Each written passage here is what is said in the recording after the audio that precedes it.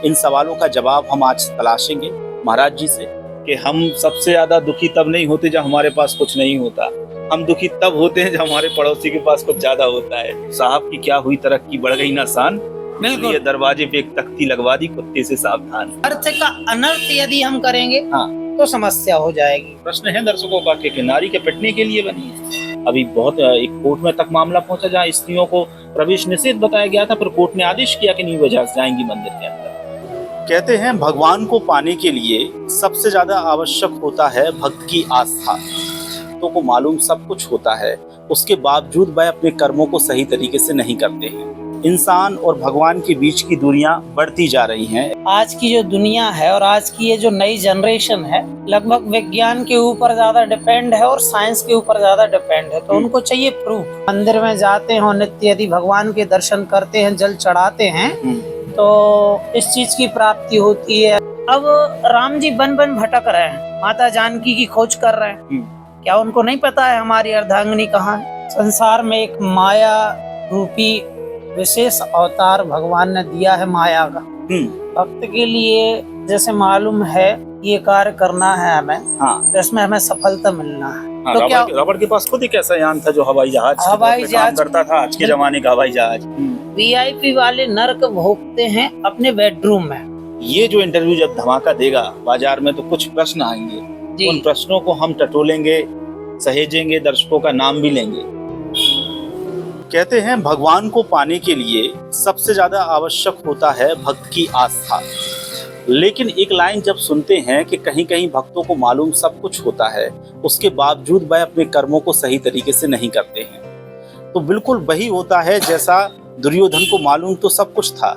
जब भगवान श्री कृष्ण उन्हें समझाने गए, उन्होंने कहा कि जानामि धर्मम नचते प्रभुति, मुझे मालूम है कि धर्म क्या है, लेकिन ये मेरी प्रभुति नहीं है। ऐसे ही इंसानों का शायद जीवन होता होगा, तभी तो इंसान और भगवान के बीच की दूरियां बढ़ती जा रही हैं। ऐसे ही तमाम प्रश्न हैं जो आज के जमाने में चरितार्थ हो रहे थे। इन सवालों का जवाब हम आज तलाशेंगे महाराज जी से। उनके बचपन की यादों से लेकर जवानी के पहलुओं को भी टटोलेंगे, लेकिन उससे बड़ी बात है आध्यात्म के एक ऐसे प्रश्नों को हम केंद्र बिंदु बनाने की कोशिश करेंगे जिसके बारे में लोग जानना बेहद आवश्यक समझ रहे होंगे। पंडित जी बहुत स्वागत है राजधानी तक में आपका। धन्यवाद। अच्छा, पहला प्रश्न अगर हम आपसे करें, मैंने जैसी शुरुआत में कहा है कि भक्त को मालूम तो होता है कि ये करना है, लेकिन करना बड़ा कठिन सा हो जाता है, इसलिए भक्त कर नहीं पाते हैं। तो आपने तो अपने जीवन काल में कई लोगों को ऐसा महसूस किया होगा। बिल्कुल किया है। भक्त के लिए जैसे मालूम है ये कार्य करना है हमें, हाँ, इसमें हमें सफलता मिलना है, उसके बाद भी वो पॉसिबल नहीं होता है कि वो संभव नहीं कर पाता उस कार्य के लिए। इसका कारण आपका कहना है कि इसका कारण क्या है? समझ क्यों नहीं पाते हैं? भाई यहाँ मुझे इस चीज की प्राप्ति होनी है, पर हम क्यों नहीं पहुंच पा रहे वहां पर, क्यों नहीं कर पा रहे वो कार्य संभव? जैसे कहा गया है कि मम माया दुरत्यया, ठीक है, संसार में एक माया रूपी विशेष अवतार भगवान ने दिया है माया का। जिस माया के बंधन में ये संसार का प्राणी, हर एक प्राणी बंधा हुआ है, परंतु अब माया से मुक्त यदि व्यक्ति हो तो उस आस्था के पास जाए, उस ईश्वर के पास पहुंचे, वहां से उसको लाभ प्राप्त हो। जैसे कि कहते हैं कि मंदिर में जाते हो नित्य, यदि भगवान के दर्शन करते हैं, जल चढ़ाते हैं, तो इस चीज की प्राप्ति होती है, ये फल मिलता है, वो फल मिलता है, अन्य अन्य फल प्राप्त होते हैं व्यक्तियों के। ऐसे दूध चढ़ाने से ऐसा होता है कि सुख शांति आती है, गन्ने का रस चढ़ाने से जैसे कि लक्ष्मी प्राप्ति होती है। तो ऐसा लगभग सभी के लिए पता है, हाँ, परंतु लोग क्यों नहीं कर पाते? इससे एक और प्रश्न आपका जुड़ जाता है कि ऐसे क्यों नहीं कर सकता। लेकिन एक दूसरी बात यह है कि वैज्ञानिक पहलुओं से यह सिद्ध नहीं हो पाता ना पंडित जी। वैज्ञानिक पहलू से यह सिद्ध नहीं होता कि आप शिवलिंग के ऊपर दूध चढ़ाओगे, हाँ, तो आपके ऊपर पुण्य की प्राप्ति हो जाएगी, धन की वर्षा होने लगेगी। वैज्ञानिक पहलू ये कहता है तो उसके लिए आपको कुछ करना पड़ेगा। बहुत अच्छा प्रश्न है आपका, हाँ, वैज्ञानिक, क्योंकि आज की जो दुनिया है और आज की ये जो नई जनरेशन है लगभग विज्ञान के ऊपर ज्यादा डिपेंड है और साइंस के ऊपर ज्यादा डिपेंड है, तो उनको चाहिए प्रूफ। प्रत्यक्षम किम प्रमाणम चा, और जिस चीज का प्रमाण प्रत्यक्ष में हमें जो दिख रहा है तो उसकी प्रमाण की आवश्यकता नहीं होती है, पहली बात। अब आपने कहा कि वैज्ञानिक रूप से कैसे समझें। हाँ। ठीक है, तो आज के यान में जैसे कि हम देख रहे हैं आकाश मार्ग में वायुयान उड़ रहा है। बिल्कुल। ठीक है, तो ये वायुयान कैसे उड़ रहा है? विज्ञान के तौर पे उड़ रहा है। अच्छा, एक समय था त्रेता का, जब राम अवतार हुआ। बिल्कुल। राम अवतार हुआ तो राम जी ने संसारिक मनुष्यों को समझाने के लिए चरित्र किए। बिल्कुल। क्या किए? चरित्र। अच्छा, वो चरित्र क्या है? केवल फॉर्मेलिटी है। क्या है? फॉर्मेलिटी। जैसे राजा रामचंद्र जी की अर्धांगिनी जी माँ सीता जी का हरण हुआ, रावण ने हरण किया। अब राम जी वन वन भटक रहे हैं, माता जानकी की खोज कर रहे हैं और वृक्षों से पूछ रहे हैं, तुम देखी सीता मृगनयनी, क्या उनको नहीं पता है हमारी अर्धांगिनी कहाँ है? पता है। उसके बाद भी क्यों पूछ रहे हैं? क्योंकि वो आपको समझाना चाहते हैं कि मानव जीवन क्या है, मानव जीवन कैसे व्यतीत करना है, क्या आस्था है, क्या विश्वास है। वृक्षों से क्यों पूछा? विश्वासम फलम तो याद, उनको पता है, हमें विश्वास है कि इस वृक्ष की हम प्रार्थना करेंगे तो हमें फल की प्राप्ति होगी। और हमारी अंतरात्मा में यदि विश्वास जागृत नहीं हो रहा है तो फल की प्राप्ति होना सुनिश्चित नहीं है। जैसे कि अब उस समय पे भी रावण के यहाँ पर जो रथ हैं, कई रथ ऐसे भी बनाए गए थे जो आकाश मार्ग में भी उड़ते थे। तो क्या रावण के पास खुद एक ऐसा यान था जो हवाई जहाज काम करता था, आज के जमाने का हवाई जहाज। बिल्कुल। तो क्या उस टाइम पे डीजल था? पेट्रोल था? कोई मोटर थी, कोई वायरिंग थी, कोई मैकेनिक था? वो कैसे बना? चलिए, कुल मिला के आपने यह तर्क दे दिया है कि वैज्ञानिक दृष्टिकोण तो तब भी था, बस उनके पास टेक्नोलॉजी उतनी हाई थी जितनी टेक्नोलॉजी आज शायद अभी आई नहीं है जी, आने वाले भविष्य, निकट भविष्य में आएगी। बिल्कुल। तो एक बात तो है कि इन सब चीजों से हम मान लेते हैं, लेकिन आज के हम कलयुग की बात करते हैं तो लोगों को कहा ये जाता है कि ईश्वर सब जगह है। आप भी मानते हैं ईश्वर सब जगह है? बिल्कुल, ईश्वर सब जगह है। अगर ईश्वर सब जगह है तो हमें हर जगह क्यों ईश्वर को तलाशना पड़ता है कि हाँ आप उज्जैन महाकाल चले जाइए, आप बद्रीनाथ चले जाइए, आपके साथ ये है तो आप त्र्यंबकेश्वर जाइए।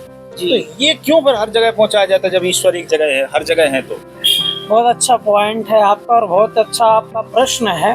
और इस प्रश्न का उत्तर लगभग बिल्कुल सटीक मिलना चाहिए, लोगों को समझ में भी आए। इस प्रश्न का एक ही उत्तर है मात्र, साइंस के अकॉर्डिंग इसका उत्तर दिया जाए, वैज्ञानिक के अकॉर्डिंग इसका उत्तर दिया जाए। ठीक है ना? जैसा आपने कहा कि व्यक्ति विज्ञान और साइंस इस चीज को ज्यादा पकड़ते हैं और इसका प्रूफ मांगते हैं कि भाई इससे जुड़ा हुआ कोई हो तो मुझे दिखाइए। तो जैसे कोई एक व्यक्ति बीमार होता है, ठीक है, बीमार हो गया, बीपी बढ़ रहा है उसका, या कुछ भी ऐसी बीमारी जो उसको हो गई जिसके द्वारा उसको ऑक्सीजन की जरूरत पड़ेगी। ठीक, ऑक्सीजन क्या है? हवा है, वायु है। हवा है, मिश्रित है, वायु है, वही ऑक्सीजन है। तो क्या अभी हम यहाँ पर बैठे हैं तो यहाँ पे हम श्वास नहीं ले पा रहे हैं क्या? हाँ, बिल्कुल ले पा रहे हैं। ले पा रहे हैं, लेकिन अलग से हमें ऑक्सीजन की जरूरत होती है जब हम वेंटिलेटर पे होते हैं। हाँ, तो ऑक्सीजन क्यों लगाई जाती है? अलग से जो ऑक्सीजन हमें मिलती है वो मंदिर में जाने के बाद मिलती है। अलग से जो ऑक्सीजन मास्क लगाया जाता है, जो वेंटिलेटर दिया जाता है, ऐसा समझें आप कि जब हम मंदिर में ईश्वर परमात्मा के सम्मुख विराजमान होते हैं तो वहाँ पर एक सात्विक ऊर्जा प्राप्त होती है हमारे लिए। ठीक है, एक ऊर्जा प्राप्त मनुष्य के लिए एक स्थान से होती है। जैसे आप मदिरालय जाएंगे तो क्या मिलेगा आपको? कौन सी ऊर्जा मिलेगी मदिरालय में आपको? एकदम मस्त होने वाली ऊर्जा मिलेगी और मद में चूर हो जाएगा व्यक्ति मदिरालय में जाकर। अब वही व्यक्ति यदि मंदिर जाएगा तो क्या करेगा? परमात्मा को प्रणाम करेगा, परमात्मा का सुमरन करेगा। तो जैसे कि स्थान बनाए गए हैं, जब व्यक्ति बीमार होता है तो हॉस्पिटल जाना पड़ता है, व्यक्ति नशेड़ी होता है तो मदिरालय जाता है, और व्यक्ति यदि भक्त होता है जैसे कि मंदिर जाता है। कि आप जिस सनातन धर्म की इतनी गाथाएं गा रहे हैं, वहाँ मुझे लगता है कि स्त्रियों को सही तरीके से समानांतर ही नहीं किया गया है, एक सा माना ही नहीं गया है कि आप मंदिर में प्रवेश नहीं कर सकती। अभी बहुत एक कोर्ट में तक मामला पहुंचा जहाँ स्त्रियों को प्रवेश निषेध बताया गया था, पर कोर्ट ने आदेश किया कि नहीं वजह जाएंगी मंदिर के अंदर। तो संविधान को बीच में आना पड़ रहा है, तो स्त्रियों को कितना पीछे सनातन धर्म में धकेला जा रहा है। बिल्कुल, बहुत सुंदर प्रश्न, इसका भी उत्तर आपके लिए मिलेगा। देखिए,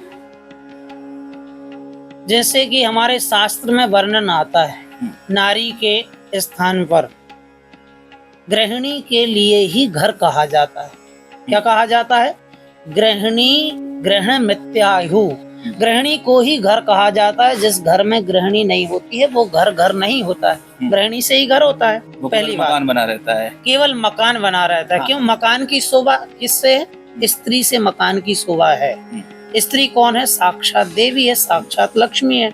दूसरी बात, सबसे बड़ी बात, नारी से नर होते हैं ध्रुव प्रहलाद समान, नारी निंदा ना करियो नारी जग की खान।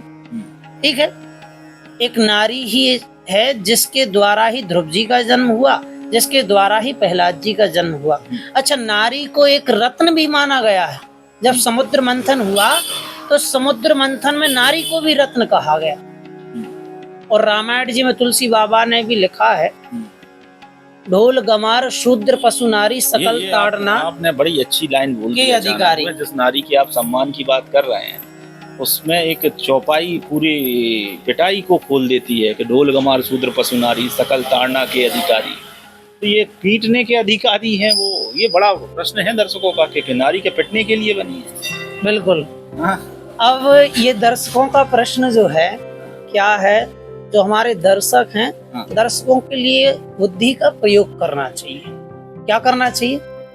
यदि सही समय पर क्या होता, दर्शकों की बुद्धि व्हाट्सएप यूनिवर्सिटी की से पढ़ाई करने के बाद जागृत होती है। क्या होता है, बच्चा बोलना सीख जाता है 1 से 1.5 वर्ष में या 2 वर्ष में, परंतु पूरा जीवन उसको लग जाता है कहाँ पे क्या बोलना है ये सीखने में लग जाता है। अब ये जो चौपाई लिखी है गोस्वामी तुलसीदास बाबा जी ने, ढोल गमार शूद्र पशु नारी सकल ताड़ना के अधिकारी। अब यहाँ पे हमें आपत्ति कौन से शब्द से हो रही पूरी चौपाई में? ताड़ना, ताड़ना, मारना, पीटना, बस एक शब्द है बस। ठीक है, ताड़ना। अच्छा, ये ताड़ना शब्द क्या है? अब दर्शकों की नजर में तो पीटना होता है, जितना पीटो उतना अच्छा बजेगा, ढोल अच्छा बजेगा, बैल अच्छा चलेगा, जानवर अच्छा चलेगा। हिंदी साहित्य का वर्णन है और हिंदी साहित्य में इसका उत्तर प्राप्त होगा। जो यूनिवर्सिटी वाले हैं, कॉलेज वाले हैं और इंटरनेशनल पढ़ाई लेवल वाले इत्यादि, जो संसार मतलब केवल पढ़ाई पर ही डिपेंड जो व्यक्ति है और केवल वो साइंस को ही मान रहा है, केवल वैज्ञानिक को ही मान रहा है, केवल जो पुस्तकों में छापा गया है केवल उसी को स्वीकार वो व्यक्ति कर रहा है, जो संविधान में छापा गया है केवल उसी को जो स्वीकार कर रहा है, तो व्यक्ति हिंदी साहित्य का वर्णन और हिंदी साहित्य का अध्ययन करे। हिंदी साहित्य में आपको प्राप्त होगा ताड़ने का अर्थ होता है देखना। अब इस चौपाई में क्या क्या शब्द आए? ढोर, गमार, शूद्र, पशु, नारी। 5 शब्द 5 व्यक्तियों के लिए कहा गया और 5 व्यक्तियों के ऊपर ही इस चौपाई का निर्माण हो गया। ठीक है, सर्वप्रथम आया इसमें ढोर। ढोर का मतलब ढोर मीन्स गाय, जानवर। जानवर, ठीक है।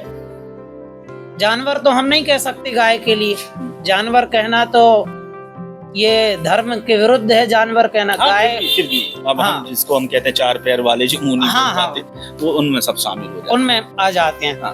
तो ढोर गाय, ढोरों का मतलब ये है कि पशु कुछ भी कर सकता है। सही बात। पशु के अंदर क्या बुद्धि, विवेक, सोचने समझने की क्षमता है क्या पशु के अंदर? नहीं है। तो वो कुछ नहीं कर सकता, तो उसको निगरानी जरूरी है। निगरानी, ताड़ने का सीधा सीधा अर्थ निगरानी से है, जिसे पीटने से समझ लेते हैं। पीटने से समझ लेते हैं। अर्थ का अनर्थ यदि हम करेंगे तो समस्या हो जाएगी। अब जैसे कि एक श्लोक बनाया है, अब उसके लिए हिंदी साहित्य का ही है, पाप करें प्रभु जी मिलें। क्या? पाप करें प्रभु जी मिलें, पाप करें सुख होए। ये क्या है? इसका अर्थ करिए आप। कलयुग की बात करें तो बिल्कुल सही सटीक बैठ रहा है कि जितने पापी होते हैं वो बहुत प्रसन्न होते हैं। इसका यदि व्यक्ति सही अर्थ करेगा तो ठीक है, और यदि इसका अर्थ का अनर्थ कर दिया तो सब नष्ट हो जाएगा। शब्द गौर से ध्यान दीजिए शब्दों पर। पा पा का रे, पा पा का रे, क्या क्या शब्द है? पा पा का रे। पा का शब्द होता है पैर। क्या होता है? पा का शब्द होता है पैर। पैर पकड़े प्रभु जी मिले, पैर पकड़े सुख होए। अच्छा, किसके पैर पकड़े? मंत्री जी के पैर पकड़ लो, विधायक जी के पैर पकड़ लो, महापौर जी के पैर पकड़ लो, तो कल्याण हो जाएगा, प्रभु जी मिल जाएंगे, भवसागर से पार हो जाओगे। कलयुग में तो यही होता है। तो सदाना संगी सहेलिया, और सदाना काले केस, और सदाना राजा देश में, सदाना जो बंथिर। क्या हमारे ये बाल बर हमेशा काले रहते हैं? रहते हैं क्या? काले नहीं, सफेद पड़ जाते हैं।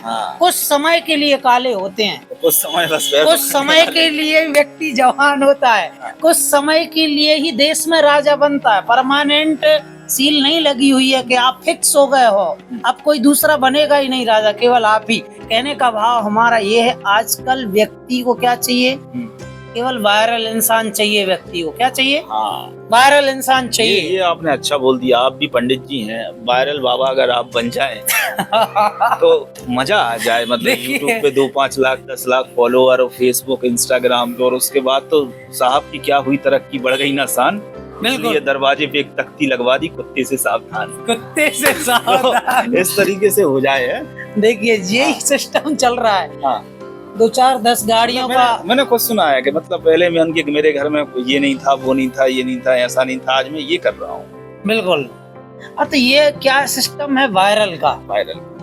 अब व्यक्ति को क्या पसंद आता है पता है? व्यक्ति को पसंद जो है 2 मिनट में मैगी तैयार। बिल्कुल, झटपट।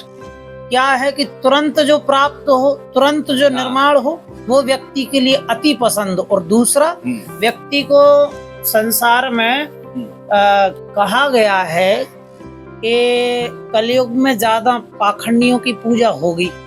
जो ज्ञानी हैं, जो धार्मिक हैं, जिनके पास वेदों का ज्ञान है, आज बड़े बड़े मूर्धन विद्वान, जो एक से एक विद्वान हैं, वो घर में विराजमान है, उनको कोई प्रणाम भी नहीं कर रहा है। और केवल 10-50 गाड़ियां आगे दौड़ रही हैं, पीछे दौड़ रही हैं, फलाना फलाना फलाना फलाना। अच्छा, इतने में थोड़ा और बताओ महाराज, थोड़ा दर्शक अब जानना चाह रहे हैं थोड़ा सा। मतलब महाराज ये है कि ये बाबा जो हैं मार्केट में, अब जो बाबा दिखाई दे रहे हैं, नाम किसी का नहीं लेंगे, ये ठीक ठाक है कि बस वही है कि अब कुछ समय बाद इनकी भी केस खुल जाएंगे? देखिए, बाबा का तात्पर्य क्या है? साधु का तात्पर्य शब्द 3 है इसमें, साधु, संत, बाबा। क्या विषय होता है कि गांव में एक भिखारी भीख मांगने के लिए जाता है, तो गांव के लोग उसके लिए संत समझते हैं। अच्छा, ठीक है। ऐसा भी लगभग मैंने देखा भी है, और चूंकि कई गांव में आना जाना होता है तो देखा भी, लोगों से सुना भी। गांव में जो भिखारी भी जाए तो उसको गांव के लोग संत समझते हैं, संत जी आ गए, संत जी आ गए। और सिटी में यदि कोई संत भी पहुंचता है, तो जो नास्तिक व्यक्ति हैं वो संत को भी भिखारी समझने लगते हैं। ठीक है। अब ये क्या है? ये साइंस का ही असर है। ये साइंस का ही असर है, परंतु वो साइंस को समझ नहीं रहे कि साइंस को बनाया किसने? साइंस को वेद ने ही बनाया है। बाबा की बात करते करते साइंस की बात करने लगे। अब हम नाम लेना चाहते नहीं थे, फिर भी ले देते। मार्केट में कुछ बड़े बाबा हैं जो पर्चा बनाते हैं। अब नाम हम उनका फिर से नहीं लेते, क्योंकि अब मार्केट में बहुत सारे पर्चा बनाने वाले भी हैं। ठीक है। पहले 1-2 का नाम था, अब तो हजारों में है। ठीक है। बुंदेलखंड में तो कम से कम 25 से 35 दरबार अभी शुरू हो गए हैं 15-20 दिनों के अंदर अंदर। बहुत अच्छी बात। ठीक है। तो एक तो और ऐसे हैं कि जो नारियल की दुकान लगाते थे, तो उन्होंने देखा कि सामने मंदिर में लोग आते हैं और वहां माथा टेकते हैं, उनकी मुराद पूरी नहीं हो रही है। उन्होंने कहा कि हम नारियल की दुकान क्यों लगाते हैं, हम कल से नारियल बांधना लोगों को सिखाएंगे। उन्होंने शुरू कर दिया। दरबार बहुत चल रहा है उन बाबा का आजकल। तो ये कुछ तरीका आप नहीं सोचते कि आपको भी करना चाहिए? क्योंकि अर्थ तो देखो चाहिए होता है। ज्ञान ठीक है, आपने पढ़ाई की, मथुरा वृंदावन से, काशी बनारस से आपने पढ़ाई की, शास्त्रों का अध्ययन किया और ग्रह नक्षत्र को भी समझने की पूरी कोशिश की, लेकिन जब आप असल धरातल पे देखते हो तो आपको नहीं लगता कि साहब ये बनने में ज्यादा फायदा है, ये कहाँ हम चक्कर में पड़े हैं? देखिए, आपने जो कहा है, अर्थ मतलब ह्यूमन नेचर है पंडित जी, मतलब बुरा नहीं मानना, ये व्यक्तिगत ह्यूमन नेचर है। समझ रहे हैं आपका विषय। क्या होता है, जिस इंसान के लिए पता है, हाँ, एक सरल तरीके से इसका उत्तर दे दिया है, एक बहुत से सरल तरीके से उत्तर दिया जाए इसका। अभी बारिश का महीना भी आने वाला है, हाँ, बारिश का शस्त्र आने वाला है, बिल्कुल, बिल्कुल। 4 महीने तक कंटिन्यू बारिश चलेगी। हाँ, तो बारिश के मौसम में हाँ, कई प्रकार की घास उगती है, हाँ, ठीक है, और वो घास लगभग 4-4, 5-5 फुट की, 10-10 फुट की भी घास हो जाती है। हाँ, लेकिन सूख जाती है जैसे बारिश क्रॉस होती है, हाँ, और जैसे सर्दियों का टाइम आता है, हाँ, वो घास फिर आपको मिलेगी नहीं, दिखाई नहीं देगी वो घास आपके लिए। हाँ। केवल वो घास कब तक मिलेगी? केवल 4 महीने वो घास मिलेगी। 4 महीने में 10 फुट की वो घास मिलेगी, 4 महीने बाद नहीं दिखाई देगी।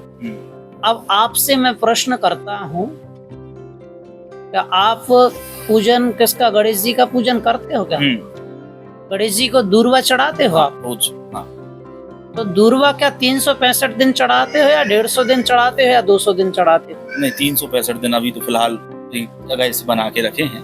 365 दिन दूर्वा आप चढ़ा रहे हो? हाँ। तो दूर्वा की कितनी सेवा करते हो? उसमें कीटनाशक डालते हो क्या, कुछ यूरिया डालते हो, या कुछ केमिकल, या कुछ उसमें टॉनिक वगैरह ऐसे? कुछ नहीं, बिल्कुल कुछ नहीं, बिल्कुल पानी अकेला मिलता रहता है जो थोड़ा बहुत है, इसके अलावा अतिरिक्त कुछ नहीं। अच्छा, कई बार ऐसा भी होता है कि पानी भी नहीं मिलता होगा उस दूर्वा के लिए? हाँ, पानी भी नहीं मिलता कई बार, कई दिनों तक नहीं मिलता होगा। बिल्कुल घर से कहीं बाहर चले जाते हैं, आउट स्टेशन है, तो पानी भी नहीं मिलता। तो क्या वो दूर्वा सूख जाती है? नहीं, दूर्वा फिर भी है फिर भी ना। हाँ। तो कहने का भाव ये, जो अभी आपने कहा, क्या आपकी इच्छा नहीं होती बाबा बनने की? क्या आपकी इच्छा नहीं होती है धन कमाने की, अर्थ कमाने की, बड़ा आदमी बनने की, बढ़िया काफले आपके, क्या आपकी इच्छा नहीं होती है? हमारा विषय ऐसा है, यदि हम छोटे रहेंगे ना, तो हम हमेशा आपसे मिलते रहेंगे। कहीं ऐसा ना हो कि भगवान बनने का प्रयास किया, और लगभग आपके लिए भी ये बहुत अच्छे से बात पता है कि जिनने भगवान बनने की कोशिश की है, आज वो भगवान को पाने का काम शुरू किया था और भगवान बन बैठे। तो भगवान बनने में फायदा नहीं है, भगवान को प्राप्त करने में ही फायदा व्यक्ति के लिए है।